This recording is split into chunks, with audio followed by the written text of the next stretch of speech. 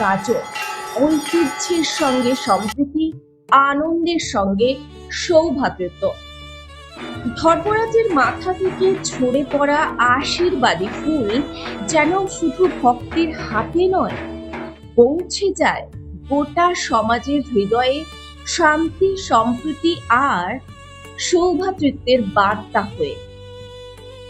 ইতিহাস শুধু বইয়ের পাতায় লেখা থাকে না, কিছু ইতিহাস বেঁচে থাকে মানুষের বিশ্বাসে, প্রথায় আর ভালোবাসায়।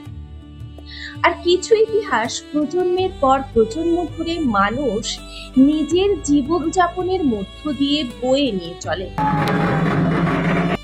পূর্ব বর্ধমানের গলসি তেমনই এক মাটির নাম, যে মাটিতে উৎসব মানে শুধু আনন্দ নয়, উৎসব মানে মিলন, যেখানে ধর্মীয় আচার কখনো কখনো হয়ে ওঠে সামাজিক সম্প্রীতির এক শক্তিশালী বার্তা। আর সেই ঐতিহ্যের অন্যতম উজ্জ্বল অধ্যায় গলসির প্রাচীন গাজন।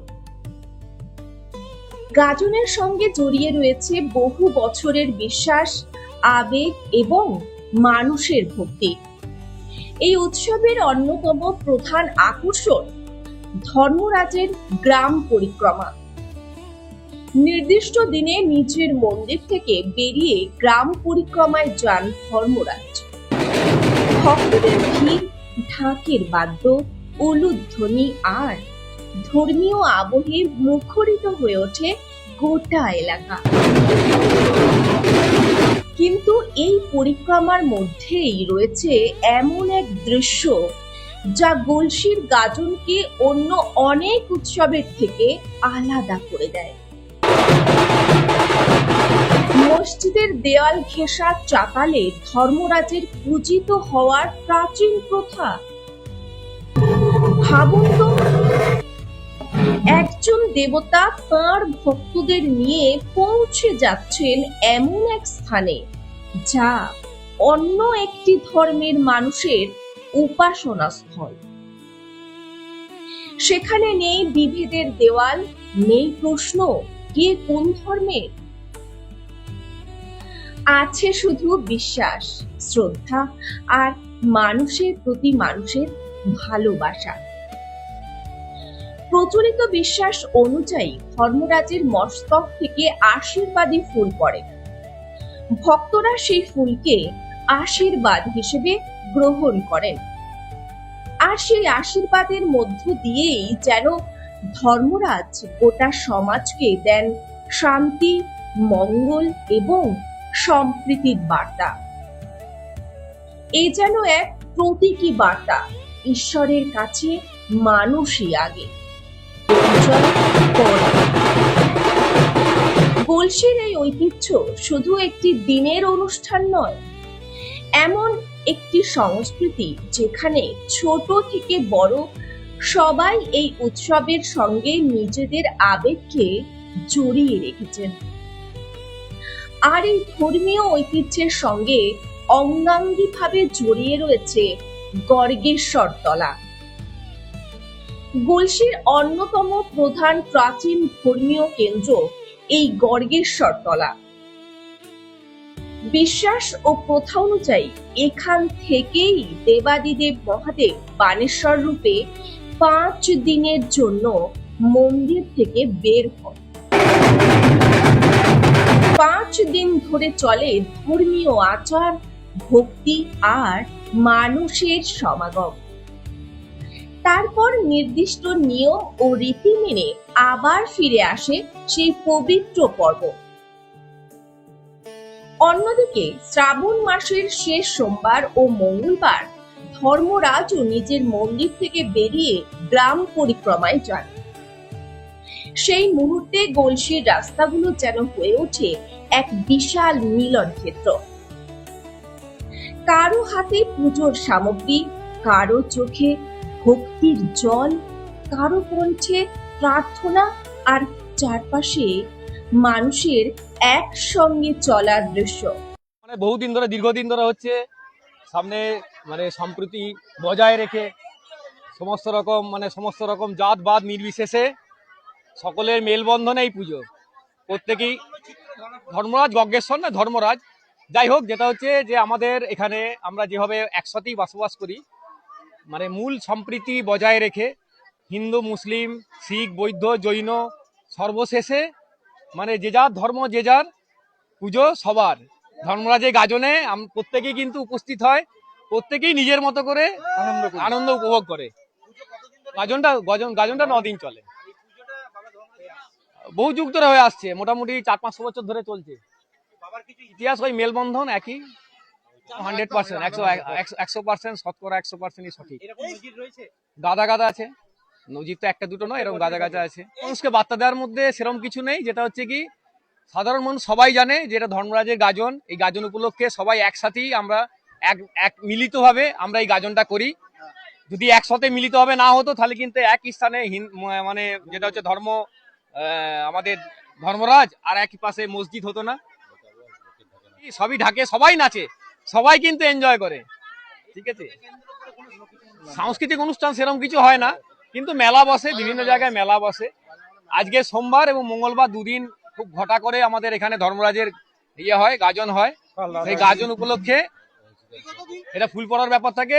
ধর্মরাজ সন্তুষ্ট হয়ে ফুল প্রতি বছরই ফুল দেয়, যেটা আমরা এই ধর্মরাজ এই এসছেন, এরপরে পুজো টুজো হওয়ার পরে ফুল চাপানো হবে এবং আশা করি সন্তুষ্ট হয়ে ধর্মরাজ প্রতি বছরের না এবছরও ফুল দেবে।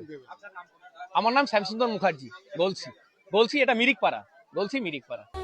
এই চলার মধ্যেই যেন তৈরি হয় অন্যরকম এক সম্পর্ক, একসঙ্গে হাঁটার সম্পর্ক, একসঙ্গে প্রার্থনার সম্পর্ক, একসঙ্গে ভালো থাকার স্বপ্ন দেখার সম্পর্ক। গাজনের মেলা মানে শুধু ধর্মীয় আচার নয়, মেলার মাঠে তখন আনন্দে মেতে ওঠেন সকলে। জিলিপি থেকে ফুচকা, পুতুলের শাড়ি থেকে নানা রকমের ছোট বড় দোকান, শিশু থেকে প্রবীণ সকলের মুখেই দেখা যায় উৎসবের আনন্দ। কেউ মেলার ভিড়ে পরিবারের সঙ্গে সময় কাটাচ্ছেন, কেউ কিনছেন পছন্দের জিনিস, আবার কেউ শুধু এই মিলন মেলার সাক্ষী হতে ছুটে এসেছেন। উৎসবের আনন্দের মধ্যেই যেন আরো একবার উচ্চারিত হয় সৌভাগ্যের অঙ্গীকার। আজ যখন সমাজে নানা কারণে বিরোধের কথা সামনে আসে, তখন গলসির এই প্রাচীন ঐতিহ্য যেন নীরবে মনে করিয়ে দেয় সম্প্রীতি তৈরি করতে বড় বড় বক্তৃতার প্রয়োজন হয় না, প্রয়োজন শুধু একে অপরের বিশ্বাসকে সম্মান করার মানসিকতা। গাজন সেই শিক্ষায় দিয়ে চলেছে বছরের পর বছর। এখানে উৎসবের আনন্দ একার নয়, এখানে আশীর্বাদ একার নয়, এখানে শান্তির কামনাও একার নয়। সকলের জন্য মঙ্গল, এই বিশ্বাসেই এগিয়ে চলে গলসির গাজন। আর এই ঐতিহ্যকে সুষ্ঠুভাবে সম্পন্ন করতে প্রশাসনের ভূমিকাও ছিল গুরুত্বপূর্ণ।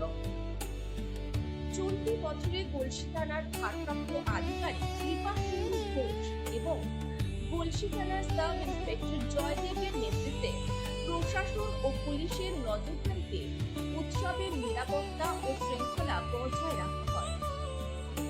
ফলে আনন্দ উৎসবের আবহে শান্তিপূর্ণ ও সুষ্ঠুভাবে সম্পন্ন হয় গলসির ঐতিহ্যবাহী গাজন ও মেলা। কারণ একটি ঐতিহ্য তখনই বেঁচে থাকে যখন তাকে শুধু পালন করা হয় না, সম্মানের সঙ্গে পরবর্তী প্রজন্মের হাতে তুলে দেওয়া হয়।